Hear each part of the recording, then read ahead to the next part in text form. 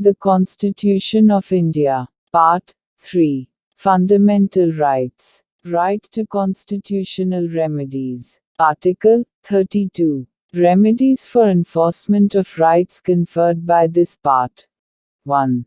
The right to move the Supreme Court, by appropriate proceedings for the enforcement of the rights conferred by this part, is guaranteed.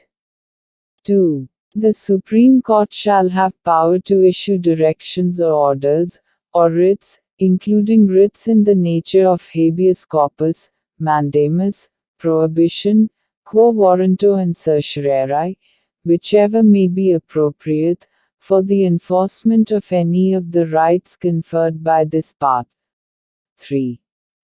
Without prejudice to the powers conferred on the Supreme Court, by clauses 1 and 2.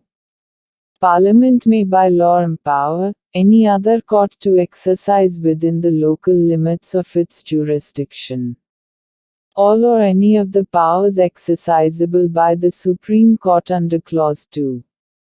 4. The right guaranteed by this article shall not be suspended, except as otherwise provided for by this Constitution.